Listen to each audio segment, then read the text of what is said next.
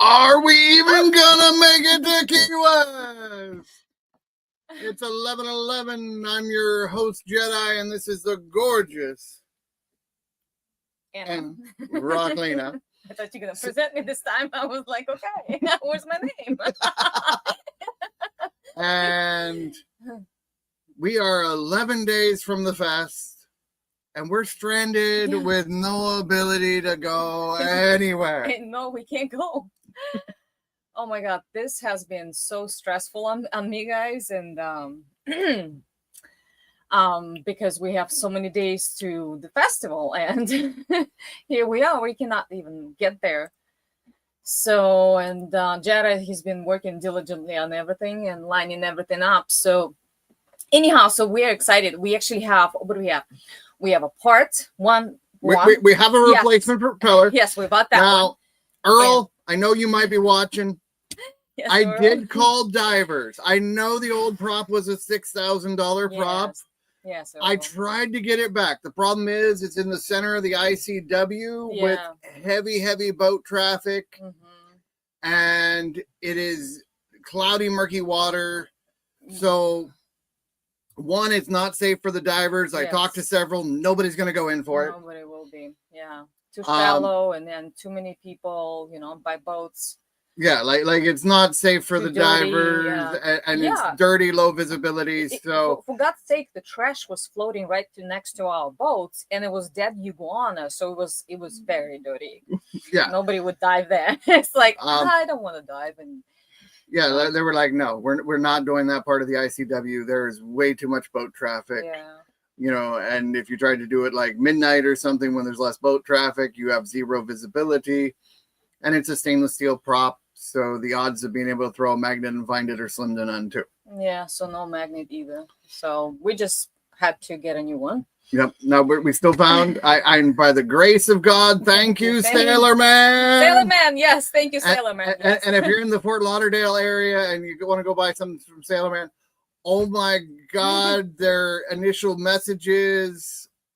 Oh yeah. For their automated system was like hilarious. Yeah, they were fun too. It's not like, oh, hello. Just wait for this music. No, it's just fun. He was so creative with his messaging. I was like, yeah, let's just get together and play and have fun. Yeah, like it was totally awesome. So we already got the prop paid for. We talked to, let me get their names right so I can quote and give them credit, because it was hold on, Frank and Jimmy's. Cowboys, and the song was I'm not a money might not buy happiness, but it'll buy a boat. Yeah, it'll buy a boat. Yeah, and I'm like, I'm not a country boy, or I am country boy, something lost, or I don't know, somewhere in the water. On the water, country boys usually on land. But it was funny. So we got a replacement feathering prop. That's still the 22-inch. It's the only difference was it was a 1 3/4 instead of a 1 1/2. So the Frank and Jimmy's has the bushing. Yeah. So this to shrink it down. This is what it was before, guys. So this one is Earl. Great job on the purchase. This one is $6,000. I don't know, back in 2011. Earl, I don't know. So now we actually get in a what? It's a variable prop. And I believe it was auto prop or whatever, but so very similar style. It's something that adjusts its pitch automatically as you're driving, and it's right in that same pricey price range. But yeah, you got to do what you got to do. And they were lucky we got set up with divers. They'll be here tomorrow morning. So with any luck, we will be up and moving by lunchtime tomorrow. Well, it's a big wave. Wow. Wake from some. Like we said, there's a lot of boat traffic. That's why you couldn't get the divers to dive in there. Yeah. So good signs. We're making progress. We're still going to make it to the festival no matter what. I told her worst case scenario, because we got the gold plan for Towboat US Unlimited towing. Like, I'll have them do us like 40 miles a day and just get a different towboat every day to get us there to the festival if I have to. I mean, this is not the way I wanted to be done because I felt like it was an embarrassment to get told to host the festival. I was like, "But something wrong with this boat?" No, just propeller. But on the bright side, Yeah, it took a lot of phone calls. I think I know why it fell off, because we literally dredged the Erie Canal. There's so many shoals everywhere in the ICW. And then when we started entering the Erie Canal, we like hit few rocks. Like, I don't know how big those rocks were, but I heard like boom against the keel because it's still. Well, that's the keel. That's not. But how do you know? Maybe the propeller was also hit at that time. No, because we already remember when we were grounded in Virginia and found out the rudder wasn't there. You could see the propeller and it was still fine. They looked at it. Well, they looked at it. They didn't like make adjustments because you might have made it look loose. But it made it like 3,000 miles for us. She got some heavy duty. Like, there were spots south of Pirates Cove there in North Carolina where you are literally in the middle of the channel, right under the bridge. Yes, buoys, you're right, you're green, and then red, you're right in the dead center, and then suddenly you get and then like your 4 maps. foot. No, your maps also say, Jedi, that it's 8 feet deep, supposedly. Well, it's the ICW. It's supposed to be dredged to 12. Okay. But yeah, the charts are saying 8 feet, but the actual depth, in that spot was like 4 feet. So you're running aground right under a bridge. Yes. And that old prop was able to like feather the boat back and forth until we got through the shoaling. Yeah, that prop endured a lot of obstacles. So it was a good prop. So I really can't complain. It got its mileage out of it. Yeah. And Earl built a good solid vessel of driftwood. Mm-hmm. And, she's proven that, the boat itself is a true blue water cruiser. Yes, Earl. So if you're listening, it's amazing because, since the time you sold it to us, right? So now it's been my baby. Every time she gets like a scratch, I'm like, oh my God. It's like if I scratch on my body. So, and now I've been like babying it, but we still have this damage on the port side when we're learning the process of docking on the Atlantic Ocean. That was very, the guy was Captain Bill's landing. Yeah. 2 rivers coming in, pushing you against the dock. Yes. So. And it was, we were anchored outside of the channel where we were supposed to be, but they had big whalers with those like side things, and they were just taking up the whole area. So we had to move. And we literally just anchored and, having dinner. And here we go. Somebody's on the screen, I think on the starboard side. There's a big whaler coming. You have to move. I was like in my kind of like undergarment pajamas already, and I'll be taking pajama tape, putting the life vest on because it's dark now. You cannot see anything, right? And then there's big whaler. There's shallow spots, and then there's guy Bill. He's like, guys, in the dark. Imagine he's like in the dark, guys, come, dock here, I'll help you. And we're grateful to Bill. I mean, it had like 6.5 foot tide. Yeah. So you can't, like, when you're on the Great Lakes. Yeah. Most of them are floating docks. You don't have these giant pillars on the side. And hold on, let me finish.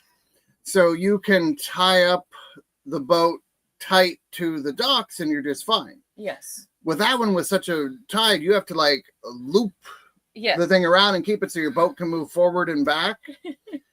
And he had, rubbers on top of the pillars, which is fine until you got down to about the bottom last 2 feet. And then you had exposed bolts, and with the tide coming out, big bolts like this, like sticking out on the bottom of those wood big pillars. So guys, you know what I did? Because I know the tide shift in the middle of the night. I didn't sleep all night. I was literally with her. She was crying because she's getting like smashed, like boom, boom, like against the docks. It's so loud. And then sometimes she's like, where she's just rubbing the fiberglass. Earl, you can relate because you did it by hand, the fiberglass. Oh, I don't know, is it fiberglass or not? Yeah, it's fiberglass, fiberglass, right? and it's like a way to look at it for most of you is like, imagine someone just keyed your brand new truck. Yes, that's how it felt. So it's already got the epoxy and stuff. It's sealed. It's safe.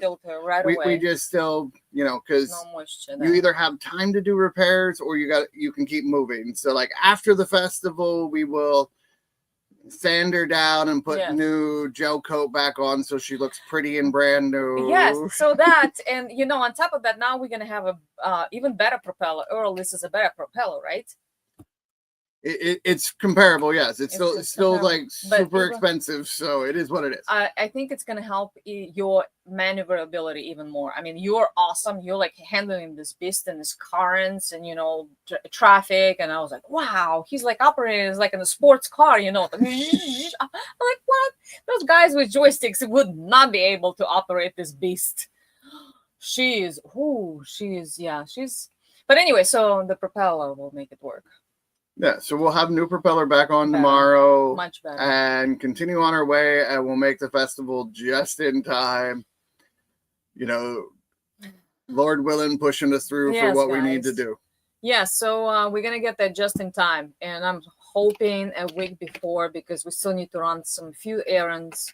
Yeah, because we need to get the ice, just decorate the boat, all those finishing touches. And, we have some permitting attend to, apparently. Well, no, they're calling us there. They'll have that. Yeah, that's done. But you're telling them you're not supposed to get. But yeah, things are moving forward step by step, so it's gonna be fun. So this is Jedi and Anna signing off. We'll see you tomorrow at 11:11, and hopefully the divers are already done, or we can get some video of them diving, putting the prop back on. Yeah, so no matter what, we will persevere. We literally had to jump through gazillion of hoops and loops and and everything and obstacles, and literally it's just like an obstacle course for us, this journey. One after another obstacle. I swear to God, it's like I've never experienced in my life so many obstacles. So anyhow, but we're getting through all these obstacles, and we're gonna be again on our way. Hopefully tomorrow. Lunchtime. And then once we get to the festival, I'll probably turn on the Starlink and see if we can just have a lot more recording time, and you get to see all the other boats and stuff outside going by, and I'll see if we can take the phone and do our tender ride around the Christmas boats. And that reminds me, we got to get that tender engine, because that too, but because we need to upgrade tender engine. The Christmas, and this will be the prize. The prize for the winner of the contest. Oh yes, this is the prize. And there's also real silver, real money. Yes, this is the second place, and the first place we're not going to show you. There's going to be a secret in person. So whoever wins the first place for Christmas Freedom Flotilla Festival Christmas decoration contest. I know this is a very long name for the contest, but whoever wins it, we're going to have a grand prize, and we will let you know what's going to be. Actually, something better than that coin of silver. I can tell you that. So there you go. So this is Jedi and Anna signing off. See y'all tomorrow at 11:11. Peace and love.